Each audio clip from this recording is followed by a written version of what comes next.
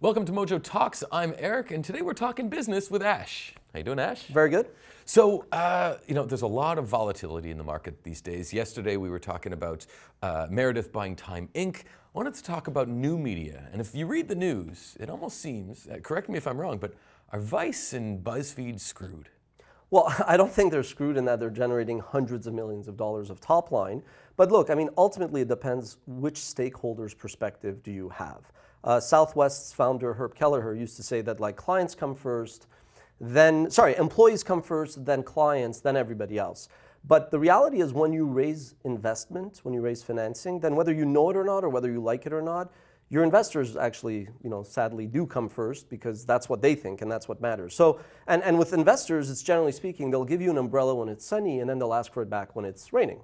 What do you mean by that? Well, I mean, basically, Vice has raised $900 million. BuzzFeed has raised, I think, $450 million. And both of them have massive war chests, and both of them have had record years in terms of revenues. I think the problem really is that they kind of overpromised. A lot of what you're reading is not that they had reductions in revenue. Sure, I think they're both losing money, or they're not profitable, but what happened is they just grew less than they had promised. So it's kind of the investors are saying, oh look, it's raining, I want my umbrella back. So I guess the question then is it the investors that are screwed? Well, I mean, in boom times, in general, there's an expression called the greater fool theory. And that means that in a bull market, when the markets are going up, there will be an investor who will come along and probably be okay to pay $1 more for your asset.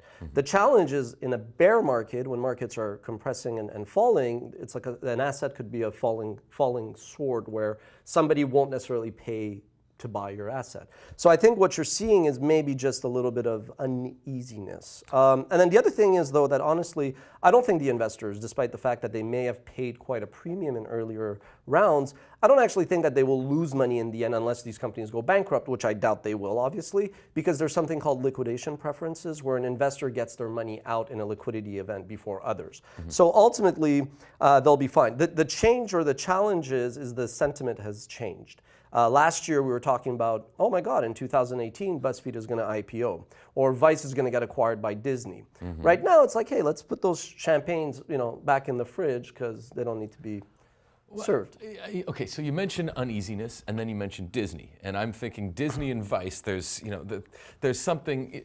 It goes without saying that one has to consider that there have been accusations leveled at Vice, and Disney obviously want to be protective of their brand and their image. So how do you reconcile these things? I mean, I used to say that WatchMojo was going to be the next great media and entertainment export out of Montreal after Cirque du Soleil, Just for Laughs, and Vice. And we can't really say that because two of those three companies are mired in allegations. But look, to be perfectly candid here, one, given Vice's DNA and history, one, are you surprised?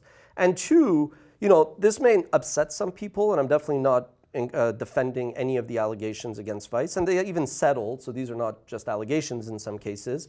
But the same media publications that today are taking a stand and saying this is outrageous, how is this possible, not only tolerated that, but they encouraged it. Like the New York Times, for example, before writing these exposés, used to say, wow, Vice is such a cool company and look how great that they are. So I would just be careful. I mean, back in 2012, long before Fox invested and Disney invested in this company, Shane Smith, the founder, what he quote in the Financial Times said, I would be at the party and would just want to get wasted, take coke, and have sex with girls in the bathroom. I mean, that's not a metaphor, right? I mean, he's basically telling you verbatim what to expect. And I mean, look, good for him, right? I mean, we all live vicariously through Shane. Oh, you're going to get in trouble for that. With Shane or my wife? You get the point. I think ultimately, I think that speaking of Shane and Jonah at BuzzFeed, I mean, I've met them once. I don't want to claim like I know them and we sit there and compare notes.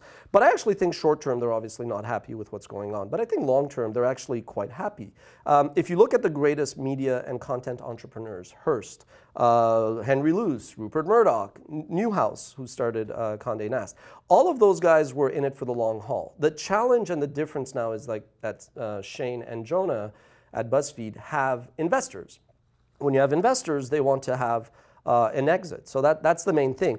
Back in 2010, when WPP had already invested in Vice, I had a board member of WPP Digital say, would you be interested in partnering, selling possibly to Vice? I go, I don't think they'd be interested, but sure. I mean, at the time we were insolvent, losing money, so I definitely needed a lifeline. And I thought Vice, because they had Motherboard and Noisy and all these brands, I said, look, I could envision WatchMojo being one of the brands, you know, the factual guys. And I met with Shane. He was more than gracious to meet in his office in Brooklyn with the big stuffed bear behind him. And one thing I noticed in our conversations was he didn't really know or care about WatchMojo. He cared about our team that was producing videos, and he wanted to get into the news business. So, but in that conversation, I realized he's not really in it to sell. And I think similarly with Jonah, if he wanted to sell, he would have sold to Disney. I think he is really in it to stay, you know, running a private company, because neither of them, I think, are really going to enjoy running a public company anyway.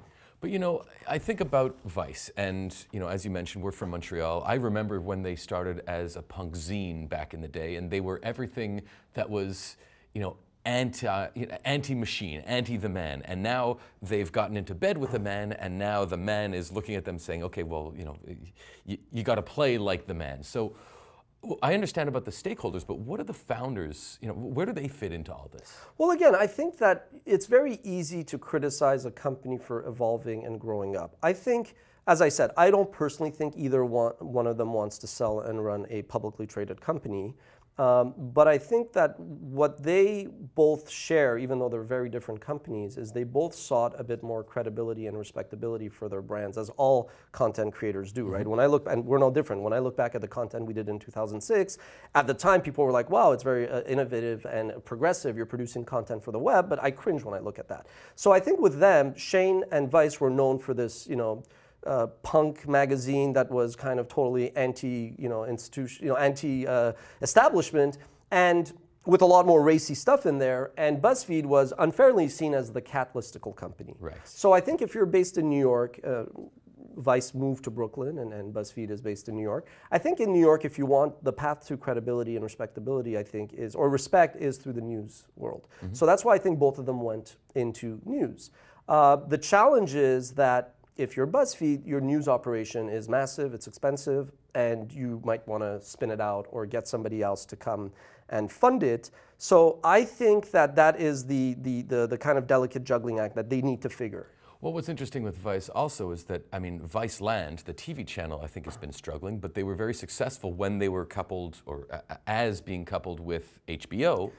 You know, it's two different models. Yeah, it's very different models, and I think it's a bit unfair. I asked Shane when we started to go into you know, publishing and original scripted programming, I asked for his 2 cents, and he goes, look, he goes, the TV business is huge. I think when they were doing the deal with HBO, it was on an established large brand like HBO. It gave them credibility and a lot of other things that, like, the stars aligned. What happened with Viceland is they basically, when they did the A&E investment, they ended up getting a struggling channel with no ratings to begin with, and they were kind of like, okay, it's like, let's see if this pans out. It's very expensive, and even up here in Canada, they had a deal with Rogers that Rogers basically, I think, terminated after 3 years. But that's not, I mean, regardless of what one may think of the content on Viceland, I think that's just more a testament of people don't watch TV. Viacom came out this week, announced earnings, and their ratings are down. Year over year, that's across the board. People aren't watching as much television. The Super Bowl, you could say it's because of the anthem protests. I think generally people don't watch that much TV anymore. Or the Olympics even. Or the Olympics. Who cares about the Olympics, right? Exactly. Even if it's in South Korea, and at any moment there could be a nuclear meltdown, annihilation. So I think that's, it's easy to, but look, similarly, the parallels are crazy. BuzzFeed has news, which is like, I don't want to call it an albatross. It's fantastic, the reporting that they do, but it is expensive. And Vice went with TV and Viceland, which is expensive and not necessarily returning, you know, return on investment. Okay, so what about you? How do you feel as an entrepreneur? We never like to see layoffs. We never like to see companies shut down or even have like negative, you know, news and whatnot. But I think it actually plays to our strength. Whenever that there's a premium placed on discipline and the bottom line and common sense, WatchMojo actually looks good.